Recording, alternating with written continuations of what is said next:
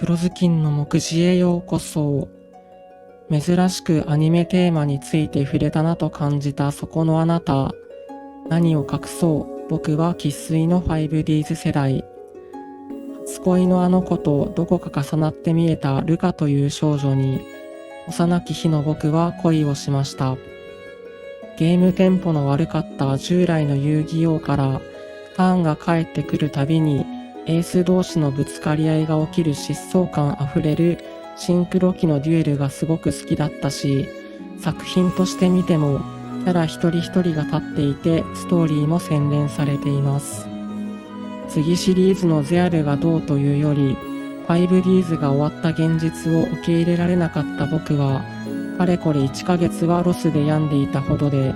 遊戯王のアニメを見たことがないという人にも、それくらい自信を持っておすすめできるシリーズです。さて、そんな 5Ds シリーズの主要キャラクターである、赤き竜のあざを持つシグナーのデッキを、約1名を除いては OCG の方でも組むことができたわけですが、シグナーの中でもデュエル回数が極端に少なく OCG 化が難しかったこと、またデッキの顔であるはずのエンシェントフェアリードラゴンことウナギが一時期は禁止カードだったこともあり、今日に至るまでルカデッキを組むことはほぼ不可能でした。がしかし、表遊戯の光の黄金筆同様、使用カードをリメイクすることで無理やりカテゴリー化し、5Ds 放送開始から実に17年という月日を得て、ようやく形になったのです。そんなルカデッキのカード紹介、構築、展開についてじっくり掘り下げていこうと思います。目次です。参照だけにてお送りします。タイムテーブルとデッキレシピは動画説明欄から、チャンネル登録、高評価よろしくお願いします。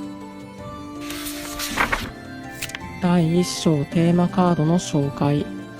先にお話しした通り、これから紹介するカードたちは、厳密に言えばテーマではなく、テキストにエンシェントフェアリードラゴンの記載のあるカード群となります。属するモンスターはすべて光属性で統一されていて、一方で種族は獣属、植物属、天使属とバラバラですが、いずれのメインモンスターも光属性の獣属、植物属、天使属に関する効果を有しています。今回登場したカードが6種と、新規カテゴリーとしては少なく、そのうち1枚書道がなんと1枚しかないため、準構築がとてもシビアなルカデッキですが、これからルカデッキを覚えるよという方のためにも、まずは各テーマカードについて展開の流れに沿って見ていきましょう。1、妖精獣レグルス。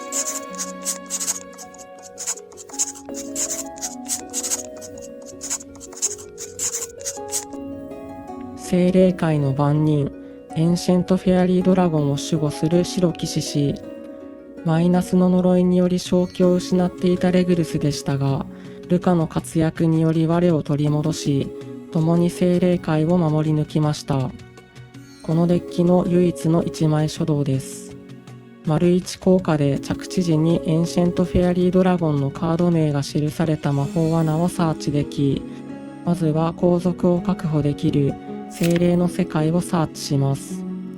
丸2効果で手札から光属性の獣属、植物属、天使属を SS できます。精霊の世界でサーチしたモンスターを丸2効果で出力し、エンシェントフェアリーのシンクロ召喚へとつなげましょう。光属性獣属ということで、漫画版ルカが使用した森の忍者バットからも一応サーチ可能です。漫画版ルカのカードも実用的とは言い難い性能ですが、現在出ているフィールド魔法、フェアリーテール序章、旅立ちの行幸から推測するに、2章、3章、最終章と続いていくため、今後の新規に期待できそうです。準構築にするか、外部ギミックに依存するかで、推奨採用枚数に振れ幅があります。以降に紹介するカードも同様です。2、精霊の世界。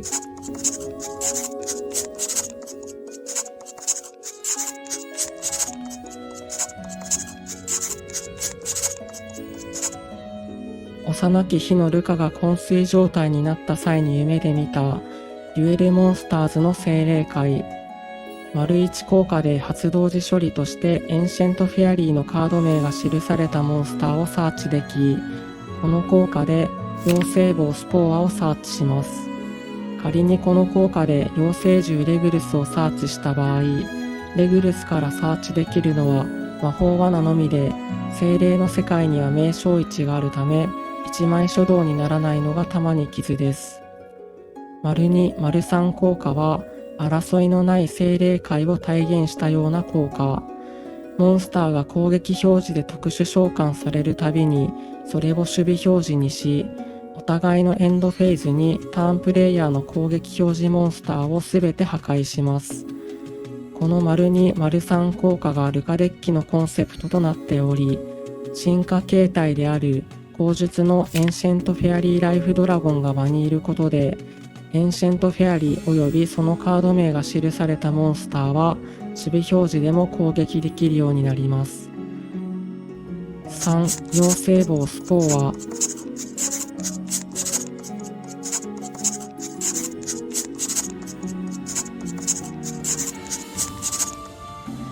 1効果が地味ながら面白い効果をしており、SS 時に自分の場のモンスターの数に依存したレベル操作ができます。この効果、なんと名称1がないため、第3章の展開の中でも紹介しますが、結構悪用できます。2効果でエンシェントフェアリーまたは光属性の獣族、植物族、天使族が場にいるとき、本家同様墓地から SS できます。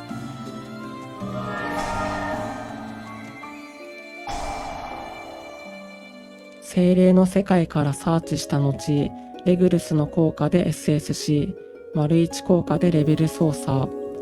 2体でエンシェントフェアリーをシンクロ召喚します。エンシェントフェアリーが場にいるので、2効果で自己蘇生し、進化形態のエンシェントフェアリーライフドラゴンをシンクロ召喚しましょう。4、エンシェントフェアリーライフドラゴン。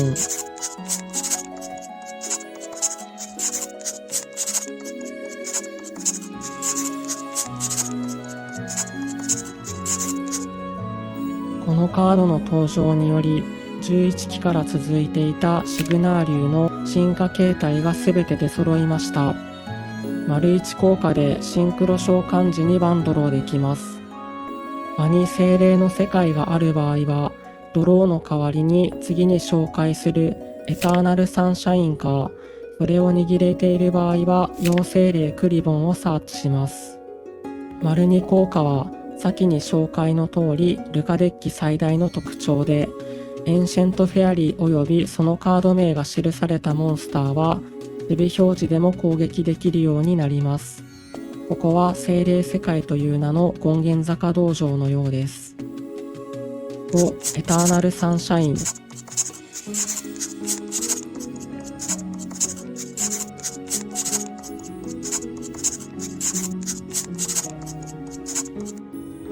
カード名はエンシェントフェアリーの攻撃名称で、ルカデッキ唯一の妨害札です。場のエンシェントフェアリー及びそのカード名が記されたモンスターの数まで2効果を使用でき、相手モンスターに迷い風を適用できます。また、1効果のおかげで、低ステータスのメインモンスターの守備力を底上げできるため、安心して場に並べることができます。永続罠ということで、毎ターン使うことができ、最大で6妨害になるカードではありますが、レグルス1枚から展開した場合に、エンシェントフェアリーライフしか場に残らないため、ルカデッキで作れる妨害数は、なんと実質1妨害。1枚書道がレグルスだけな上に1妨害しか立たず、リソース循環さえもままならない。これがルカデッキが厳しいと言われる最大のゆえんです。とはいえ、通常のルカデッキであれば、展開が通らずとも2効果の発動条件を満たしやすく、それを毎ターン複数回使うことができるため、精霊の世界と合わせてコントロールデッキとしてのポテンシャルはありそうです。6、妖精霊クリボン。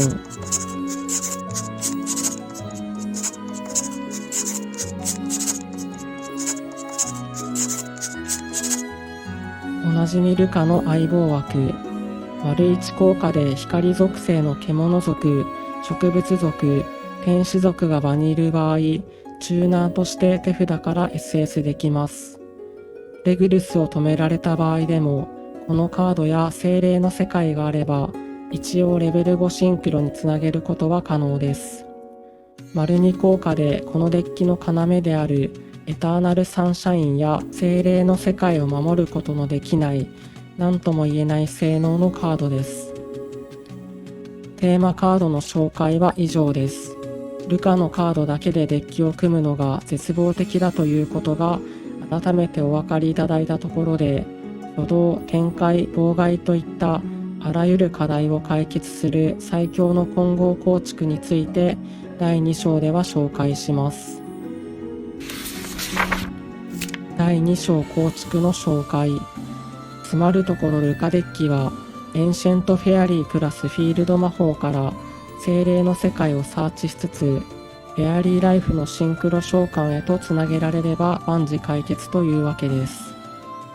そのお膳立てとしてうってつけなのがこの星眼型の構築。星眼型であれば豊富な単体書道からブルーワイズスピリットドラゴンを経由してエンシェントフェアリーを出力できますし、展開途中で光の霊道というフィールド魔法にも触れるため、展開の下地をすべて整えてくれます。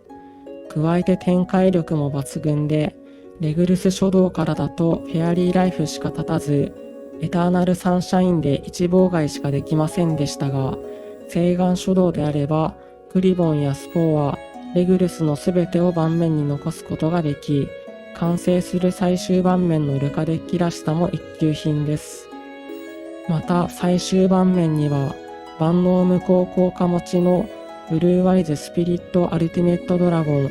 モンスター効果を無効にして破壊のできる成功神竜スターダストシフルも立つため、天候での妨害をエターナルサンシャイン1枚に依存することもありません。そしてシフルを立てておけば、自分の場のカードそれぞれに1ターンに1度の破壊耐性を付与できるため、テーマカード以外のモンスターを攻撃表示にしたとしても、精霊の世界のエンド時効果の餌食になることもないです。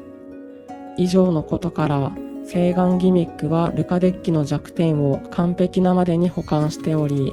現状のルカデッキの最適解と言えるでしょう。では採用枚数を見ていきましょう。単体書道の青き目の剣士、白き乙女は当然3積み。しかし星眼展開のネックといえば、青き目の祈りにより手札コストが必要な点でしょう。そこでシール・オブ・マギストス・スプーンの出番。スプーン書道であれば、手札コストを確保しつつ、かつ星眼展開にもつなげられる星眼の最強1枚書道です。スプーンと一緒に採用されるその他のマギストスも、マギストス・ベール・サンドリオンが星眼書道同様手札コストを要する単体書道、ベールマジック光のラクリマが相手の手札誘発などにチェーンすることで展開できる貫通札とノイズがない点も素晴らしいです。マギストス出張のおかげで書道枚数は十分確保できているため、ピリレースの地図や誘発受けの悪い2枚目以降の青き目の祈りを採用する必要はありません。その他のパーツとして、エンシェントフェアリーのフィールド破壊効果をトリガーに墓地から蘇生できるブルーワイズジェットドラゴンを採用。ジェットドラゴン採用でレベル8、2体分になるため、青き目の精霊の蘇生効果と合わせて3体分のスピリットドラゴンの素材を確保できます。アルティメットフュージョンは祈りからサーチできる合輪以外の選択肢として、また G や泥場を打たれた際の止まりどころを用意するためにも採用したいです。ビーステッドは環境次第ですが、レベル6なのでエンシェントフェアリーの素材に使えます。ルカのテーマカードは半分ノイズのようなものなので全てピン刺しです。今回はルカ展開することを第一とした構築にしましたが、泥場受けが最悪なため、星眼のお供として絶賛大流行の原石を採用しても良さそうです。また、請願以外のギミックを採用したいという場合は、竜の警告プラスデストルドーからでもエンシェントフェアリープラスフィールド魔法を簡単に用意することができます。第3章展開の紹介。初動4種による4パターンの展開を紹介します。多少の展開ルートの違いこそあれど、やっていること自体は至極単純で、とにかくスピリットドラゴンをたくさんシンクロ召喚して、効果でスピリットアルティメットドラゴン、エンシェントフェアリー、赤き竜の3体を並べていくだけです。まずは最も展開の伸びる青き目の剣士プラス手札コスト初動の展開。青き目の剣士を NS し、NS 時効果で白き乙女をサーチ。乙女を手札から捨てて、真の光を場に置きます。真の光で青き目の祈りをセット。祈りで手札1枚をコストに、2体目の剣士と請願竜合輪をサーチ。ここで1つ目のポイント。請願竜合輪でブルーアイズモンスターをリクルートできますが、ブルーアイズジェットドラゴンをリクルートしたい場合、場にブルーアイズホワイトドラゴンが必要になります。剣士1体で青き目の精霊をリンク召喚し、リンク召喚時効果で光の霊道をサーチ。霊道でデッキからブルーアイズホワイトドラゴンを墓地へ送り、精霊で自身をリリースして蘇生。ブルーアイズホワイトドラゴンの SSG、墓地の乙女効果で自己蘇生。祈りの墓地効果でブルーアイズホワイトドラゴンにネオブルーアイズアルティメットドラゴンを装備。この工程は必須ではありませんが、ネオブルーアイズにはブルーアイズモンスターへの対象耐性を付与する墓地効果があります。合輪でジェットドラゴンをリクルートしてからブルーアイズスピリットドラゴンをシンクロ召喚。スピリットアルティメットドラゴン、エンシェントフェアリー、赤き竜を出す順番は順不動ですが、念のため包容やドミナスをケアできるスピリットアルティメットドラゴンから展開していきます。霊道により召喚権が追加されているため、2体目の剣士を NS してスポーアをサーチ。2体で2体目のスピリットドラゴンをシンクロ召喚し、自身をリリースしてエンシェントフェアリーを SS。エンシェントフェアリーで霊道を破壊し、精霊の世界をサーチ。ここで2つ目のポイント。エンシェントフェアリーのフィールド破壊効果をトリガーに、ジェットドラゴンを蘇生します。精霊の世界でレグルスをサーチして、エンシェントフェアリーで SS。着地時効果でエターナルサンシャインをサーチ。レグルスでスポーアを SS し、SS 時効果によりレベル調整。ここでレベル調整を挟んでおくことで、エクストラのスピリットドラゴンを1体節約することができます。2体で赤き竜をシンクロ召喚し、シンクロランブルをサーチ。赤き竜で成功神竜スターダストシフルをシンクロ召喚。墓地のスポーアを自己蘇生し、SS 時効果によりレベル調整。2体でフェアリーライフをシンクロ召喚し、シンクロ召喚時効果でクリボンをサーチし、自身の効果で SS。ランブルでスポーアを蘇生。この段階でルカデッキが理想とする盤面が完成しており、計6妨害構えられているのですが、再度スポーアの SS 時効果でレベル調整を挟んでおくことにより、2回目の赤き竜をシンクロ召喚して、相手ターンにコズミックブレイザードラゴンのシンクロ召喚を狙えます。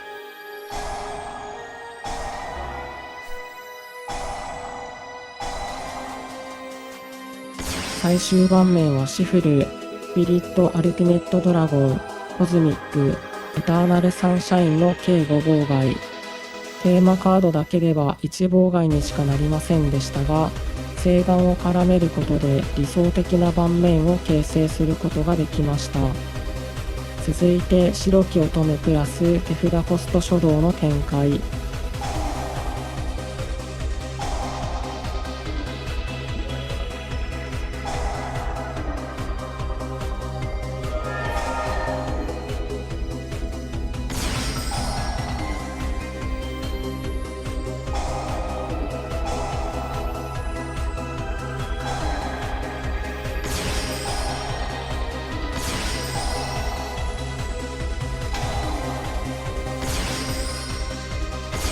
乙女書道では、霊道の召喚剣追加効果を使っていないこともあり、レベル1チューナーが1体不足しているため、エンシェントフェアリーから優先的に展開していきます。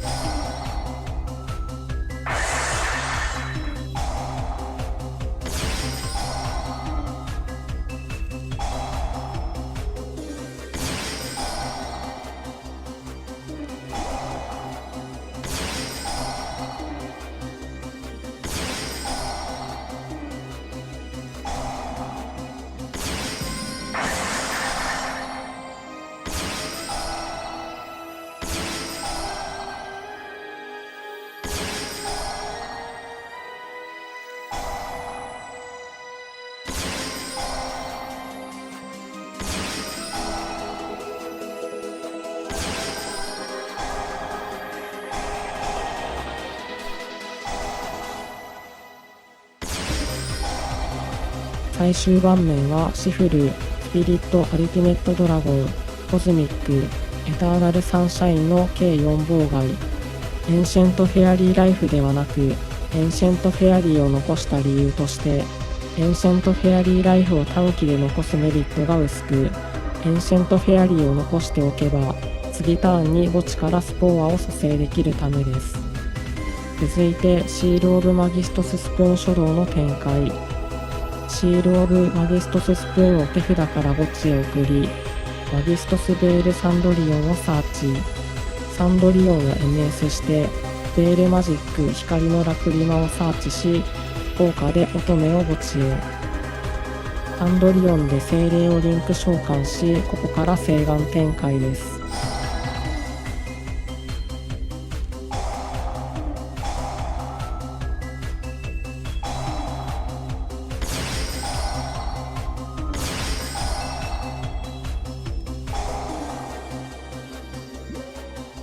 墓地のスプーンの効果で場のモンスターにマギストスメイデン・アルテミスを装備し、効果でマギストスモンスターをサーチ。これで祈りの手札コストを確保できました。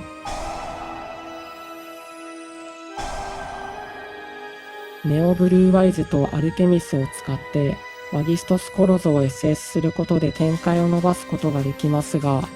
エクストラ枠に余裕がないので今回は不採用にしました。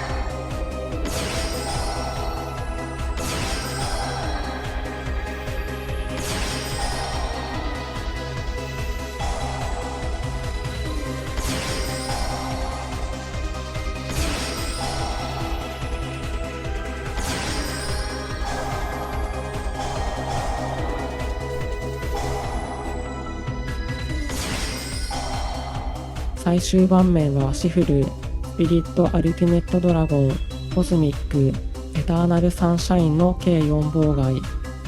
最後に青き目の祈りプラス手札コスト書道の展開。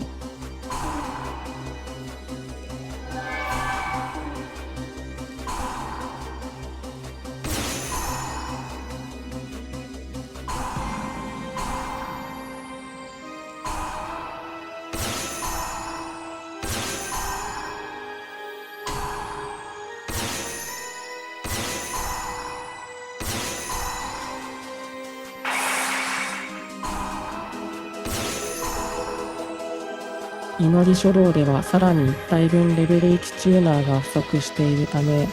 精霊の世界からレグルスをサーチする余裕がありません。